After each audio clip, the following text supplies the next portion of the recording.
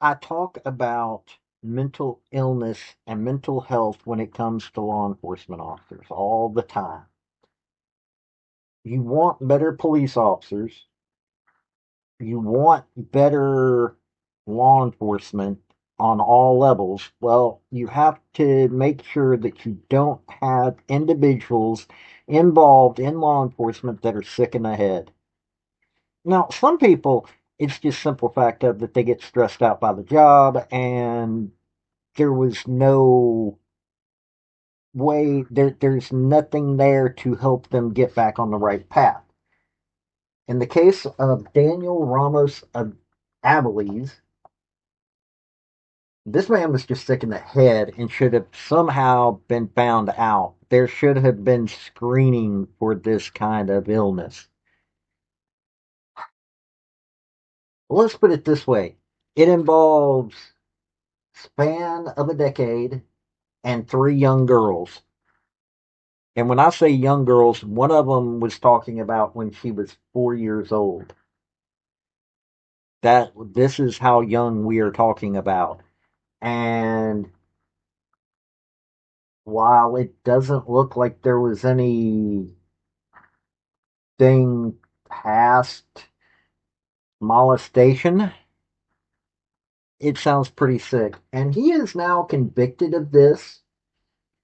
Um, he's been found guilty for what he did to these young girls. So we're going to get into this. We're going to cover this story. Um, if you want to hear about what's going on in the world, especially dealing with our government on all levels, hey, this is a page to go to. Hit like and subscribe. Let's get into this sick story. Howdy, y'all. This is Paul, the Redneck Thinker. What we have here is a channel to communicate. I want you folks to be thinking by the time you leave my videos.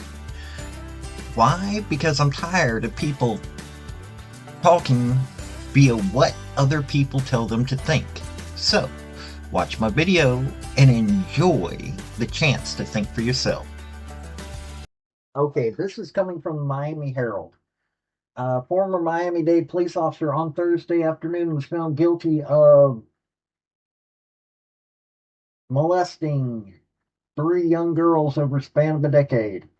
Yeah, I'm sorry. I'm reading this as sick. Daniel Ramos-Aviles, 42, was put his head down and twiddled his fingers as the verdict was read. The six-person jury, made up of 5 men and 1 woman, convicted Ramos-Aviles of 3 of 7 lewd and lascivious molestation charges for each of the 3 victims.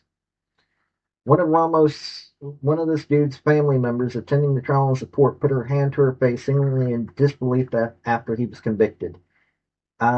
He worked then Miami-Dade Police Department for just under 10 years, was fired after he was charged in October 2023.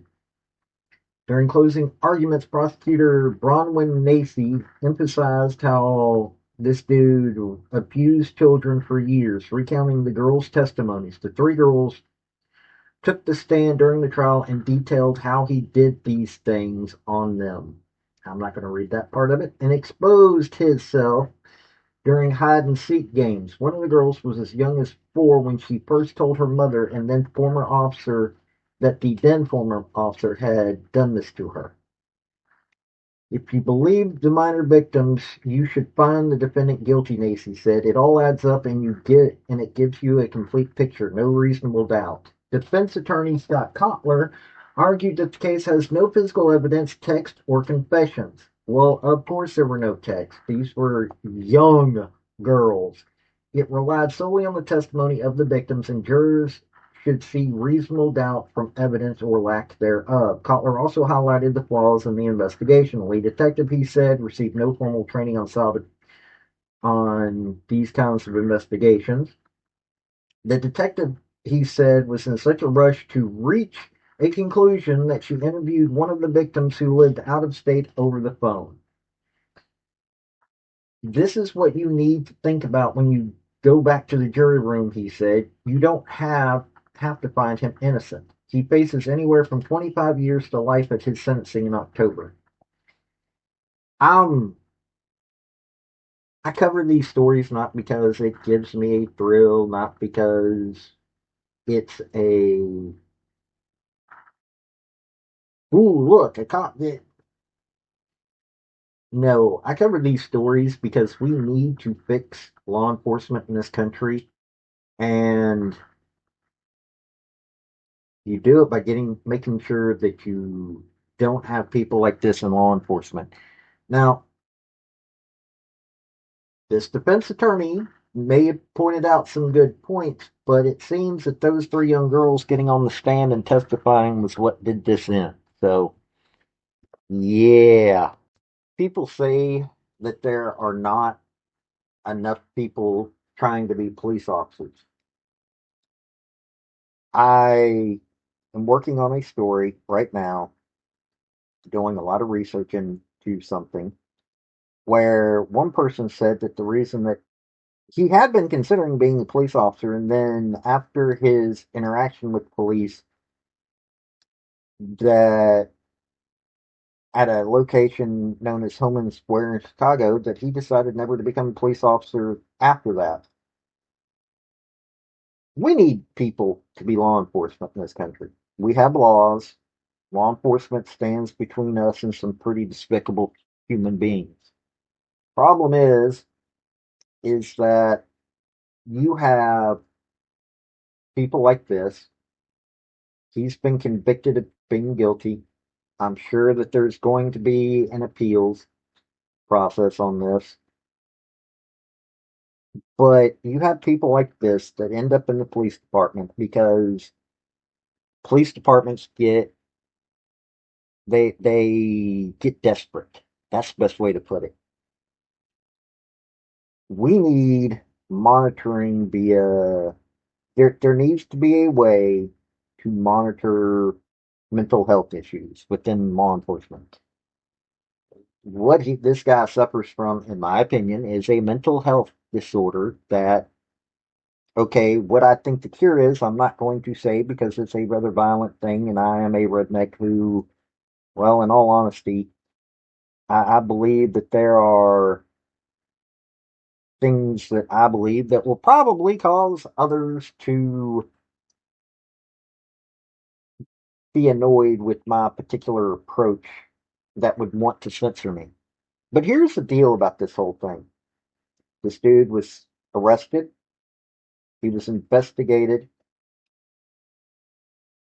There are witnesses that that testified, and a jury of his peers, 6 people, 5 men, 1 woman, got in there and found him guilty of 3 of the charges. These aren't charges that, oh, might be a little questionable. No, he was charged with some pretty heinous stuff. What he did to these children, which has been proven in a court of law, what he did to these children is sickening. End of story. I don't think anybody enjoys covering stuff like this, but we need to start covering these stories and start having solutions given. We need to start saying this is what we need to do to get better law enforcement in this country. There is already good law enforcement, but they are saddled with this, and we need to fix that. You tell me what you think. Honestly, I want you to tell me what you think. I want your opinions. I want the facts. If you probably know more than me if you're from down in Miami area, I want to know what is happening that your opinion or your facts are on this. This has been Paul, the Redneck Thinker. Y'all have a good day now. Bye. So, folks, that's the story that I wanted to bring you on this video. And I just wanted to say thank you again for coming by. Well, hit like, subscribe, comment, all that fun stuff if you don't mind. Help me out. So, y'all have a good day now.